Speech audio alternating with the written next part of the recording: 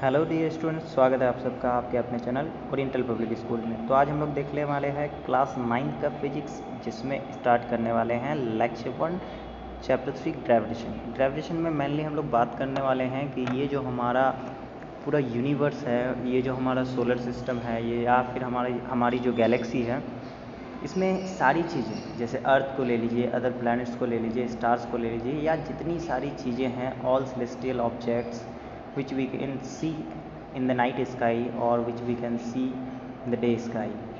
तो इसमें हम लोग बात करेंगे कि जितनी सारी चीज़ें हैं इंक्लूडिंग आवर अर्थ, ये कैसे टिका हुआ है, क्योंकि हम लोग जानते हैं कि स्पेस क्या है, एक चादर की तरह है जिसमें हर चीज़ जो है उस चादर में क्या कर रहा है, वहाँ पे लाई है, और वहाँ पे लाई करने के लिए किसी चीज़ को दूसरे चीज़ के सहारे की ज़रूरत नहीं है। फॉर एग्ज़ाम्पल अगर हम लोग बात करें, ये अर्थ, क्या अर्थ किसी प्लेट पे रखा हुआ है? बिल्कुल नहीं। अर्थ अगर देखेंगे स्फेरिकल है अप्रॉक्सली, जिसको जियोइड शेप कहते हैं एक्जैक्टली।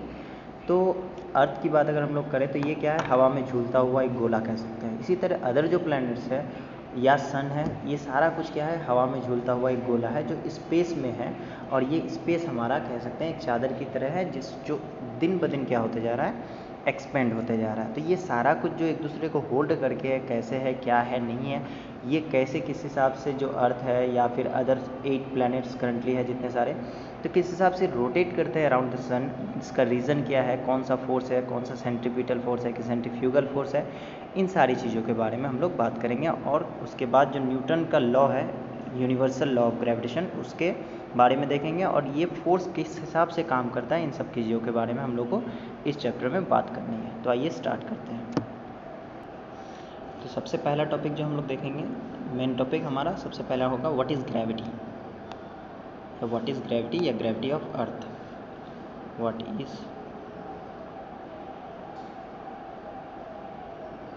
ग्रेविटी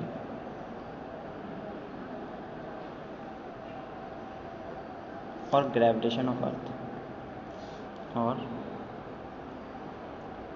ग्रेविटेशन ऑफ अर्थ। अर्थ की ग्रेविटी या ग्रेविटेशन क्या है। तो अगर हम लोग मेनली अभी स्टार्ट कर रहे हैं अर्थ के बारे में, तो अर्थ की ग्रेविटी या ग्रेविटेशन के बारे में हम लोग बात करने वाले हैं। तो अर्थ की ग्रेविटी क्या हो जाती है, देखिए सबसे पहले हम लोग बात करेंगे the force with which the earth attracts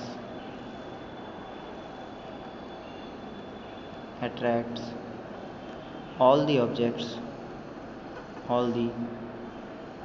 objects placed near it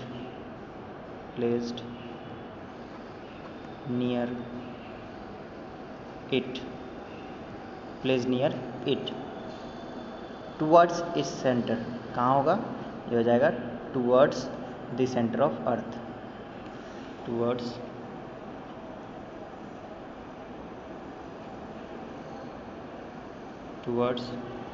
it's centre या towards the centre of Earth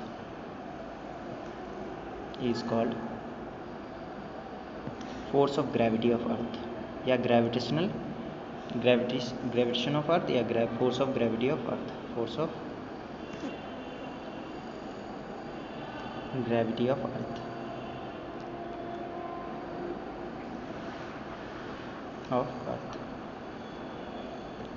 अब ये फोर्स कितना होगा, ये फोर्स हम लोगों को कैलकुलेट करने की ज़रूरत पड़ेगी अलग अलग केसेस में।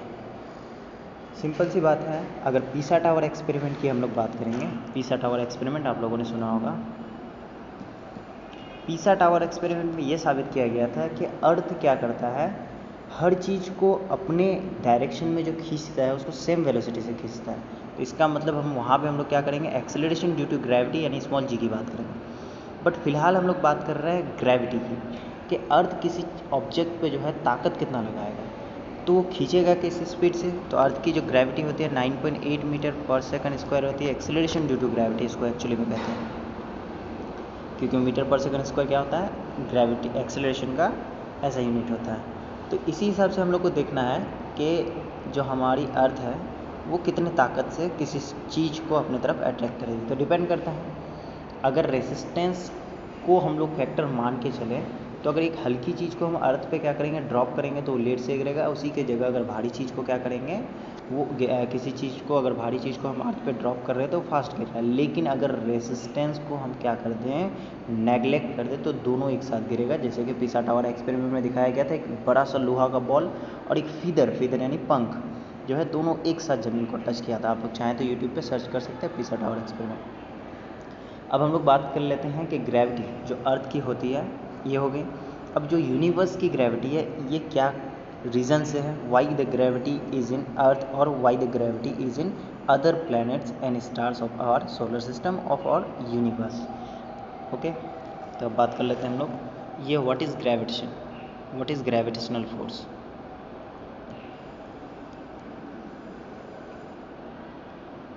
Gravitational force, why it is in a body, what is gravitational force, why it lies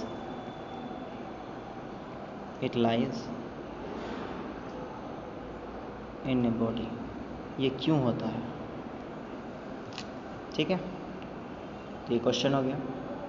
अब क्वेश्चन जब हो गया तो हम लोग क्या करेंगे इसके बारे में, तो ग्रेविटेशनल फोर्स क्या हो जाता है, अ बॉडी, देखिए दोनों का आंसर इसी में मिलेगा, a body having mass exerts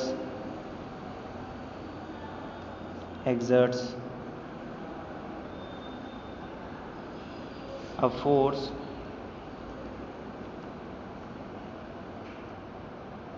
on all other objects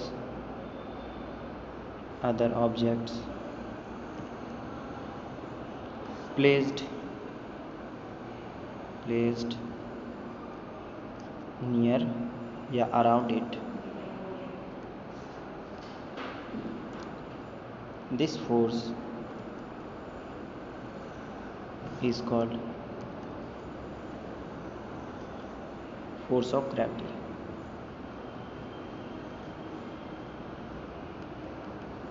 force of gravity की अगर हम लोग बात करें, इसके लिए रिस्पॉन्सिबल एक ही चीज़ होगा, मास ऑफ द बॉडी। उसके अलावा क्या हो जाएगा, वो डिपेंड करेगा डिस्टेंस पे। मतलब ऐसा नहीं है कि कोई हम मैग्नेट रख दिए, इस मैग्नेट की वजह से क्या हो रहा है, एक बॉडी का दूसरे बॉडी में फोर्स लग रहा है, या ऐसा नहीं है कि हम क्या कर रहे हैं, मस्कुलर फोर्स या अदर टाइप का फोर्स लगा रही है। ये ग्रेविटी फोर्स अपना क्या है, इंडिपेंडेंट फोर्स है, जो सिर्फ जो अदर फोर्सेस पे डिपेंड नहीं करता है, जो सिर्फ क्या करता है, बॉडी के मास पे डिपेंड करता है और उस बॉडी से अगले बॉडी की दूरी पे डिपेंड करता है। दो चीज़ पे मेनली डिपेंड करता है।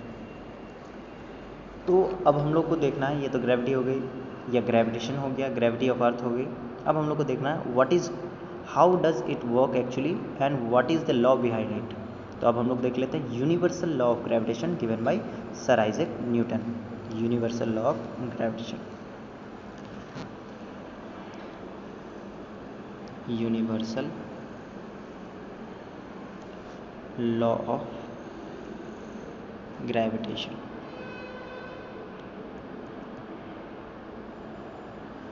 यूनिवर्सल लॉ ऑफ ग्रेविटेशन, तो यूनिवर्सल लॉ ऑफ ग्रेविटेशन की अगर हम लोग बात करेंगे तो इसमें हम लोग मेनली देखेंगे ग्रेविटी के बारे में, कि ग्रेविटेशन के बारे में जो है साइंटिस्ट एक्चुअली में क्या कहते हैं।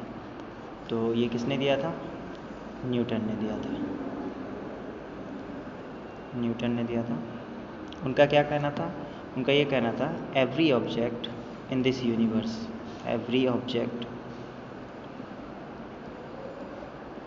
In this universe attract each other, एक दूसरे को अट्रैक्ट करता है। ये रिपल्सिव फोर्स नहीं होता है, ध्यान रखना। Attract each other with a force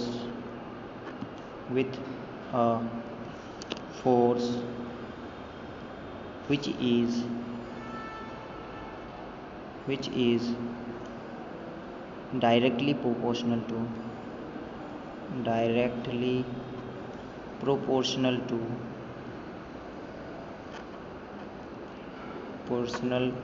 to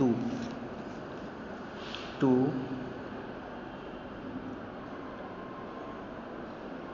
the product of their masses, the product the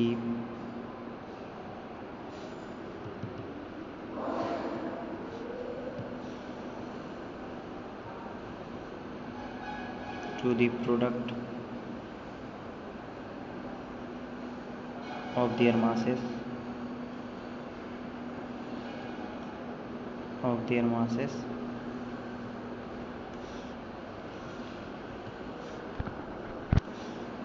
and force is directly proportional to m into small m।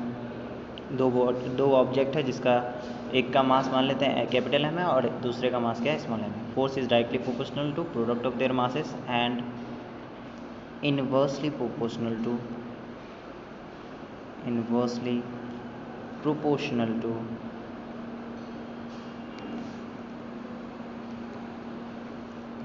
to the product of to the square of distance between them,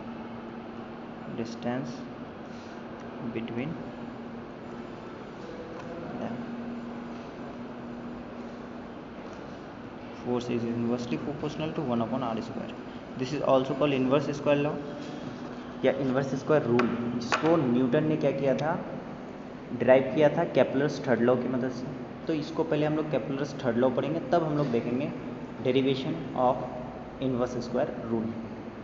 तो उससे पहले हम लोग आज देखेंगे कि इसका mathematical formula क्या होता है। अगर दो ऑब्जेक्ट है यूनिवर्स में कहीं भी रखा हुआ, मान लेते हैं कि आपके पास जो कॉपी है या आपके टेबल पे जो रखा हुआ बुक है, वो किताब, उस पर हमारी धरती या अर्थ कितना फोर्स लगा रहा है, इसको हम लोग को कैसे कैलकुलेट किया जाए, हम लोग कैसे कैलकुलेट कर सकते हैं। क्या अर्थ हर चीज़ पे सेम फोर्स लगाता है? तो ये चीज़ हम लोग अभी आपको पता चलेगा जब हम लोग फार्मूला को क्या करेंगे, डिराइव कर लेंगे। तो find the formula by which we can calculate the force of gravity between two masses और object having masses.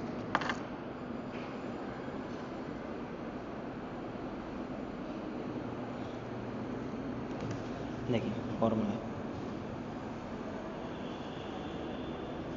For calculating force of gravitation.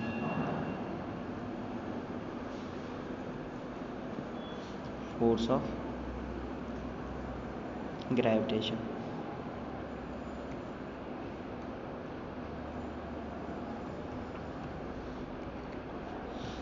Force of gravitation. सबसे पहले हम लोगों ने क्या पढ़ा कि force is directly proportional to product of their masses m into M, ठीक है। एंड देन हम लोगों ने पढ़ा force is inversely proportional to the square of distance between them.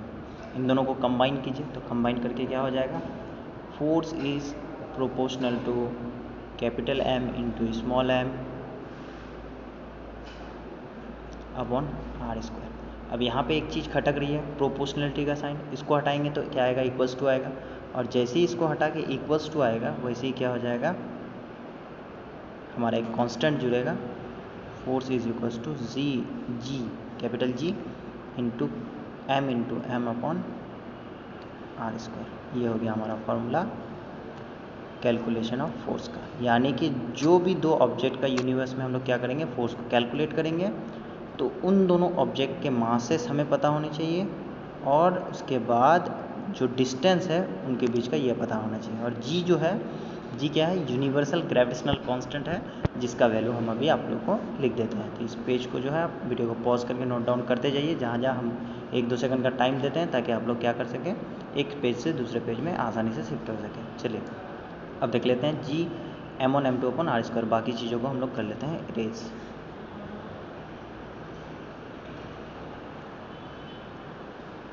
ठीक है, इनको हम लोग कर लेते हैं इरेज।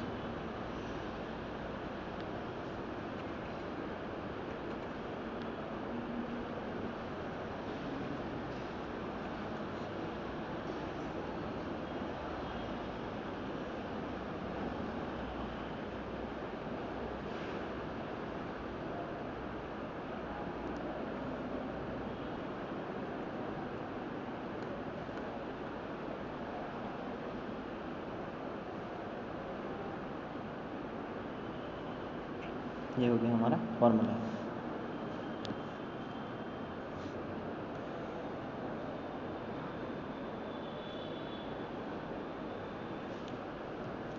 अब हम लोग बात कर लेते हैं जहाँ पे वेयर एफ मतलब फोर्स ऑफ ग्रेविटी, एफ मतलब फोर्स ऑफ ग्रेविटी और जी बराबर यूनिवर्सल ग्रेविटेशनल कांस्टेंट, जिसका वैल्यू हमेशा सेम रहता है। कैवेंडिश नाम के साइंटिस्ट ने इस वैल्यू को दिया था, gravitational constant, universal gravitational constant, और जिसका वैल्यू होता है 6.67 इंटू 10⁻⁻11 न्यूटन मीटर स्क्वायर पर KG square.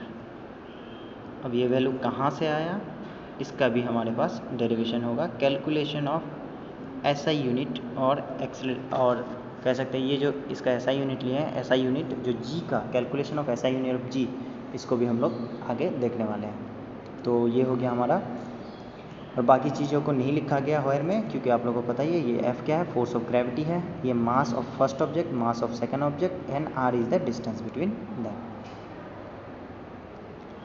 Thank you very much. यहीं तक रखते हैं आज का वीडियो। अगले दिन हम लोग देख लेंगे कि जी का एसआई यूनिट कैसे कैलकुलेट करते हैं, उसके बाद फ्री फॉल अगर कोई ऑब्जेक्ट हो तो उस पर कैसा टाइप का फोर्स लगता है, क्या वो क्या कहते हैं कि एक्सेलरेटेड मोशन होता है या किस टाइप का मोशन होता है, ये बाकी सारी चीज़ें हम लोग अगले क्लास में देखेंगे। तो ये फर्स्ट लेक्चर था, इसमें कुछ चीज़ें हम लोगों ने सीखा, अभी बहुत कुछ सीखने को बाकी है। Okay, bye bye.